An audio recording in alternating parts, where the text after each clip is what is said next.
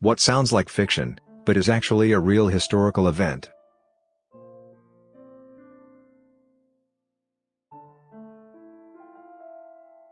A Chinese emperor once ran in circles around a pillar to escape an assassin. He survived.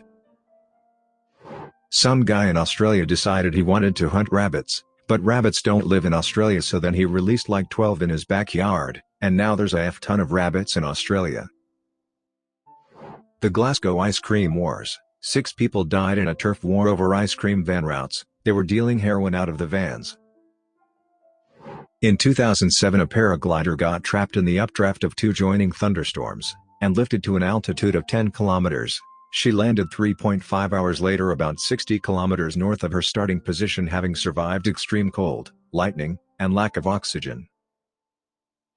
In the 1800s, there were street vendors in Egypt who sold ancient Egyptian mummies. Just lined them up on a street corner, and sold them like they were umbrellas on a rainy day. English tourists would buy them to display as oddities.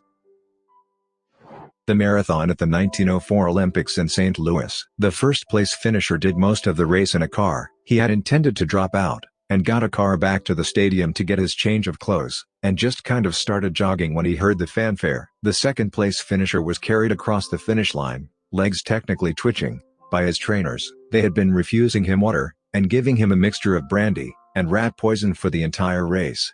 Doping wasn't illegal yet, and this was a terrible attempt at it. So he got the gold when the first guy was revealed. Third finisher was unremarkable, somehow. Fourth finisher was a Cuban mailman, who had raised the funds to attend the Olympics by running non-stop around his entire country. He landed in New Orleans, and promptly lost all of the traveling money on a riverboat casino. He ran the race in dress shoes, and long trousers, cut off at the knee by a fellow competitor with a knife. He probably would have come in first, well, second, behind the car, had it not been for the hour nap he took on the side of the track after eating rotten apples he found on the side of the race. 9th and 12th finishers were from South Africa, and ran barefoot. South Africa didn't actually send a delegation. These were students who just happened to be in town, and thought it sounded fun. 9th was chased a mile off course by angry dogs. Note: these are the first Africans to compete in any modern Olympic event.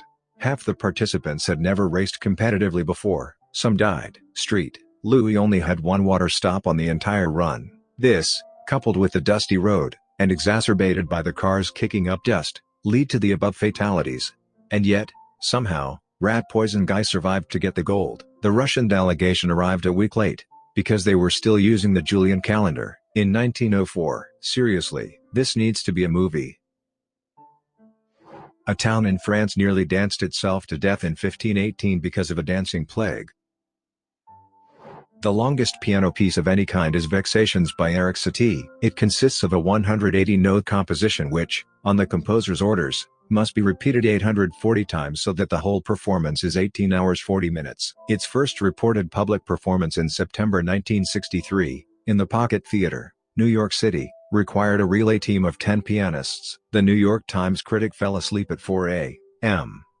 and the audience dwindled to 6 masochists. At the conclusion, one sadomasochist shouted, "Encore!" Jack Link 1 in description: a baboon who was employed to change rail signals. After initial skepticism, the railway decided to officially employ Jack once his job competency was verified. The baboon was paid 20 cents a day, and a half bottle of beer each week. It is widely reported that in his 9 years of employment with the railroad, Jack never made a mistake.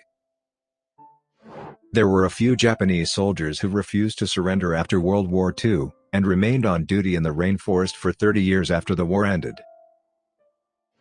The Great Stink of London in 1858. One summer the heat dried up the River Thames, where all the human waste went, and an unbearable smell pervaded throughout the entire city. All Parliament representatives were eventually coerced out of their homes outside of London to convene and solve the issue. Much to the citizens' glee, Parliament was held in their building on the bank of the River Thames, resulting in one of the fastest Parliament decisions ever made to reform the London sewer system. Also, grammar. Return of Napoleon. An army was sent to intercept him, and they ended up fighting for him. If it were shown in a movie, most people would have considered it cheesy and unrealistic. The rise and fall of Alexander the Great. Never lost a battle in his life, conquered the whole known world, and only stopped because his soldiers were tired. The town of Rothenburg ob der Tauber in Germany, one of the country's oldest and most preserved cities. Essentially, during the 30 Years' War, the Catholic army wanted to destroy the town because they resisted the church. Count Von Tilly, sounds like a Monty Python name, was going to destroy the town, but as a gesture of peace the town offered him a mass, 3.25 liters, of local wine. He declared that if anyone in the town could drink the mass of wine in one go, he would spare the town, and move on. Then someone just walked up, and did it. So the army left. Much later during World War II, when the US was performing air raids, someone in the White House knew of this town, and pleaded that we do not destroy it. So it has been saved from 2 wars, all because one guy chugged a bunch of wine. Also, apparently there was some damage done in World War II, but I don't know if it was bombed. It's also not one of the oldest cities, but one of the most preserved. The entire Taiping Rebellion, a war started by a Chinese peasant who dreamed, and believed, he was Jesus' younger brother. Although poor, the first thing he did was have a giant demon-slaying sword forged. Took over a city. Asked the British why they wouldn't pay him tribute as the new head of their faith. Engaged in total war with the Qing. Applied pseudo-communist policies like abolishing private property. Separated women and men from ever interacting, and sent the women to the front lines. Over 20 million people died, with some estimates as high as 40 million. It was the 4th deadliest conflict in human history. It killed more people than World War I. Only World War II, transition of the Ming, and Qing conquest of the Ming were deadlier. During World War II the Polish army conscripted a bear. Wikipedia link to in description. During World War I, the Germans sent Lenin back to Russia in a sealed train, calling him the most dangerous weapon that they had. A Finnish soldier, who managed to escape capture after losing his squad in a methed-up hallucination. Being the doctor of the group, he was carrying the meth pills for the whole squad, and in order to survive and escape his pursuers he took the whole pill box, 30 pills, when the allowed dosage for a grown man was 1. He survived in the Soviet wilderness for 2 weeks eating only pine buds, and one time a Siberian jay that he caught, and ate raw. When he was rescued he was 45 kilograms, and had a resting heart rate of 200 BPM. Serial killer Carl Panzram broke into the home of former President William H. Taft, and stole jewelry, bonds, and a gun. With the money he got from the first 2 he bought a yacht in which he used the gun to kill a bunch of sailors. The story of the Great Boston, Molasses Flood link 3 in description, sounds like it would be right at home and seen in a bad Adam Sandler flick. The fire in Dublin, Ireland on June 18, 1875, a fire broke out, and spread to a malt house, and the heat broke open every alcohol barrel, and flooded the streets with it. The people of Dublin decides to drink the burning alcohol that is spreading in the streets, filled with litter, and debris, and was literally on fire. 13 people died not from the fire or smoke, but from alcohol poisoning they got from drinking the street whiskey.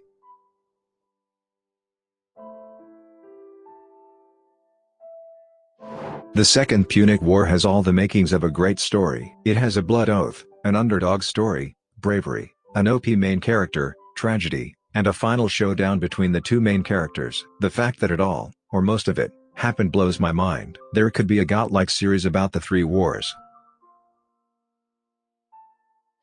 In 496 BC the army of King Gujian of Yue put 3 ranks of criminals in the front of their battle formation. Their task was to impress the enemy with their ferocity and commitment by chopping off their own heads as soon as battle was joined. The tactic was a success. While their opponents from the state of Wu were recovering from their astonishment, they were overrun by the rest of the Yue army. The convicts, who were condemned men anyway, had been coerced by the threat that if they didn't comply with this plan their families would be executed also. Stephen Fry on Chi. I think cutting off one's own head is pretty unlikely, but they might have slit their own throats. During the First World War, navies from different countries hired artists to paint crazy patterns on their ships in order to throw off the aim of enemy U-boats. Source link 4 in description. Vesna Vulovic fell from a height of 10,160 meters, and lived. She holds the world record for surviving the highest fall without a parachute. The Japanese kamikaze, Divine Wind, that saved the country from an amphibious invasion by the Mongolian hordes. The Mongols captured a foothold on some outlying Japanese islands, and started to attack the mainland. The Japanese army pushed them back, and they had to retreat to China. When they did, a typhoon ravaged their navy, and sank their ships. The Mongolians, probably reasonably, seeing this as a fluke, decided to rebuild, and attack again. 7 years later, unfortunately for them, The Japanese fortified their coastline. After basically months of sailing around seeking a place to land, another typhoon struck their fleet and destroyed them. There would be no third invasion. The life of La Maupin. Link 5 in description. She earned her living through singing and dueling demonstrations, usually dressed as a man, a fashion she'd keep with for the rest of her life. She was already so skilled with the sword at this point in her life, quickly surpassing her new lover, that audiences sometimes would not believe that she was actually a woman. In fact, when one drunken onlooker proclaimed loudly that she was actually a man, she tore off her shirt, providing him ample evidence to the contrary. The heckler had no comeback. If La Maupin had one overriding flaw, it was an allergy to boredom. In fact, she soon dumped the wandering swordsman, pronounced herself tired of men in general, and seduced a local merchant's daughter. The merchant, desperate to separate the two, sent his daughter to a convent. But again, our heroine found a loophole. La Maupin joined the convent herself, and started hooking up with her intended in the house of God. Shortly into their convent stay, an elderly nun died, from unrelated causes, it would seem, and La Maupin reacted the same way anyone might, by disinterring the body, putting it in her lover's room, and setting the whole convent on fire. Her behavior amped up even more when she became an opera singer, basically the rock stars of the day. In true theater major fashion, she alternately screwed and fought her way through her stage contemporaries, and audiences loved her for it. 3 stories of her time in Paris. 1. I, alone, have architected your ass beating.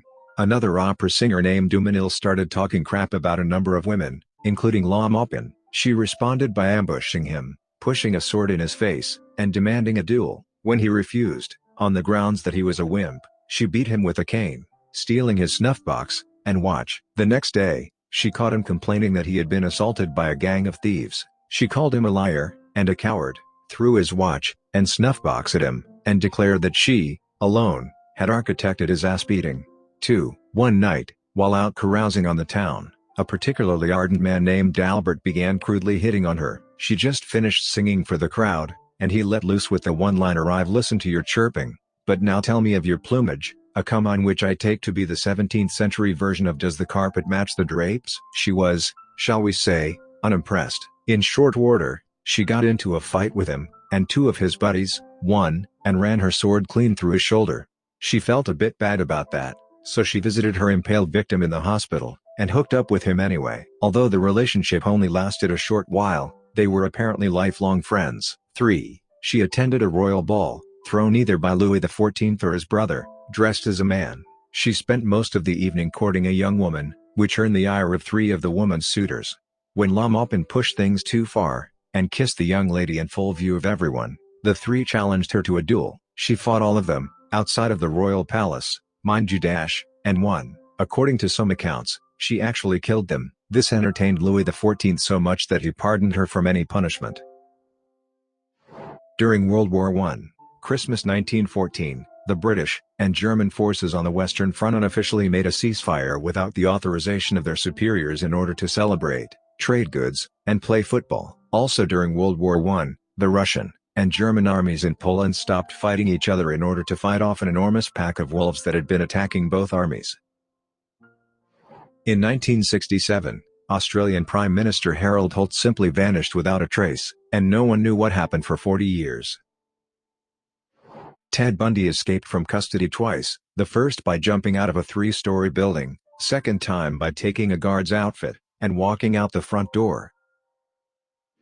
Subscribe and turn on the notification bell for more stories delivered to you. Thanks for listening. See you later.